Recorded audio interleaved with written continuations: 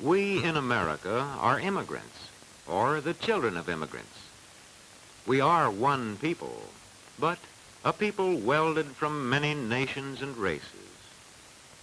People who came to America during a vast migration from Europe to other parts of the world. In this migration, millions of Europeans left their homelands to settle in new countries across the seas. Almost 2/3 of them came to the United States.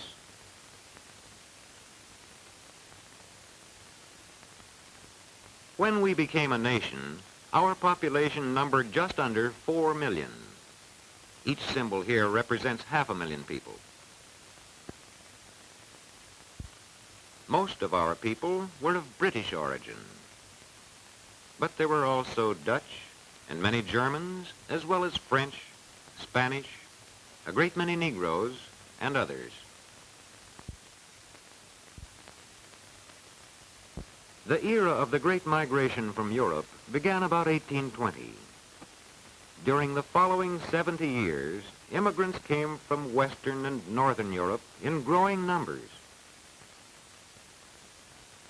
The earliest waves brought people from Ireland and Great Britain, from Germany and nearby countries.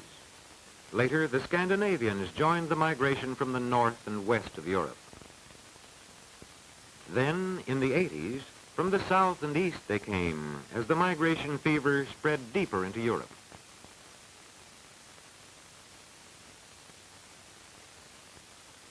During this period, too, came immigrants from the Orient.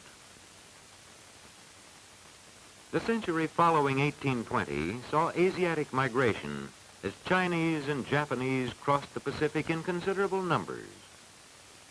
These people from the Orient settled chiefly in our far west.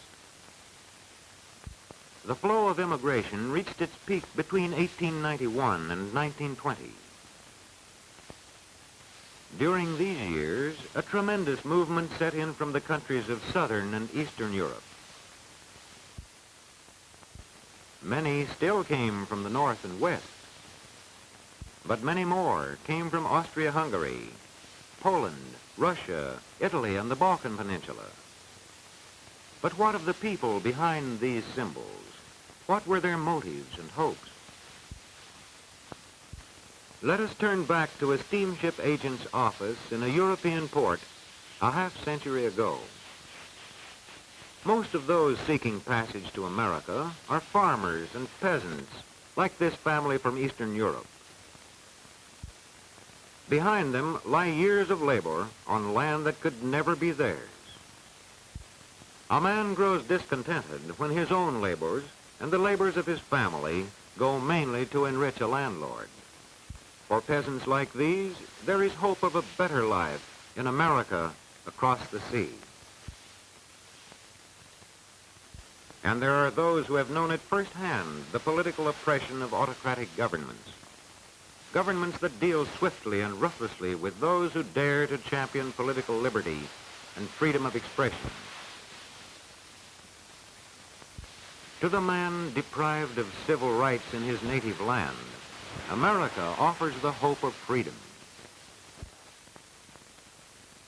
And then there are families like this, who have suffered a religious persecution that could drive them from their homes and scorn their right to worship in their own manner.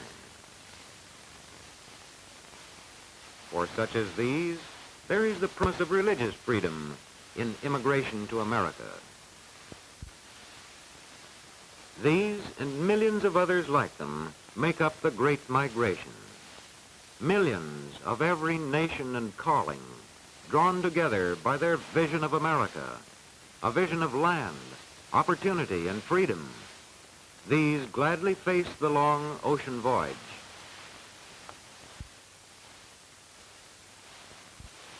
Then, immigration gateways like Ellis Island and examination by immigration officials.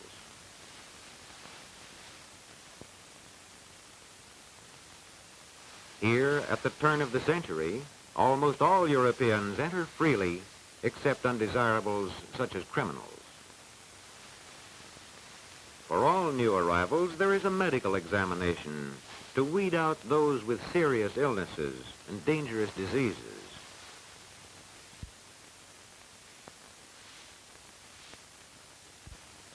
Many are rejected. Once in the new land, what lies ahead? These groups of Europeans that came before 1890 spread rapidly westward to settle both on the farms and in the cities. By the year 1900, settlements of Germans were scattered widely from east to west. Scandinavians were grouped in the northern Middle West, and the Irish were largely concentrated in the northeast.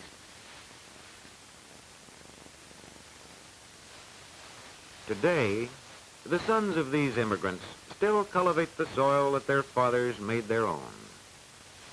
And the farming communities and cities founded by these groups are typically American. Here, there is little trace of the old world, though we find these communities still peopled by the children of these immigrants.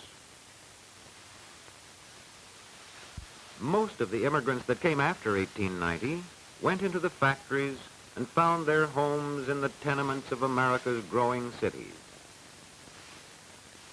The crowded slums became America's melting pot. Sprawling communities of transplanted peoples, living side by side, but still diverse in languages and customs, as diverse as these shop signs that mark the immigrant neighborhoods. These communities posed an urgent question to America. Could these people of many nations become a part of the American way of life? In meeting this problem, many agencies played a part. The churches that preserved traditional ties in the midst of new surroundings. The newspapers that spoke to the immigrants in languages they knew.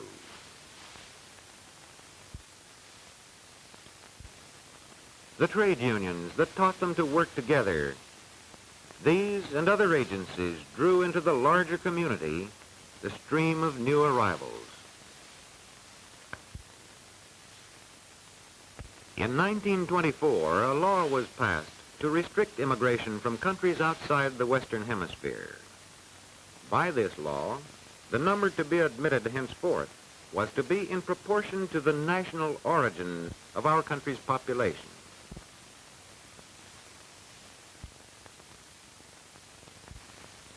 This gave to Northern and Western Europe more than 80% of the total, while Southern and Eastern Europe received less than 20%. After 1924, immigration from Europe dwindled and virtually stopped during the Depression of the 1930s. But immigration from our American neighbors went on. A century of immigration has brought in many people from Canada, and more recently, there has been a lively migration from Mexico, as well as from the Caribbean area.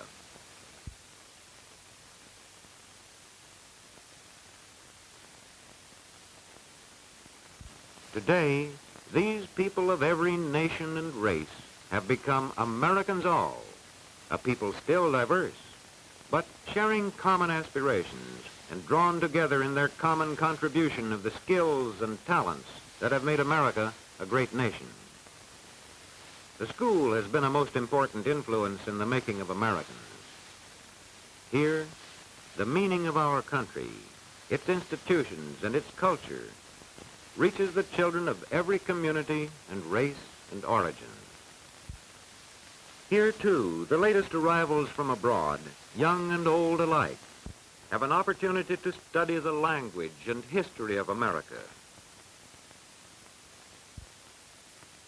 These people are preparing for an important step, admission to citizenship.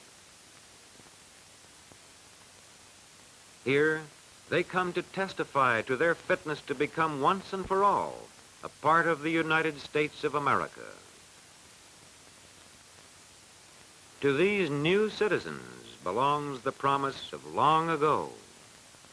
Send these, the homeless, tempest-tossed, to me. I lift my lamp beside the golden door.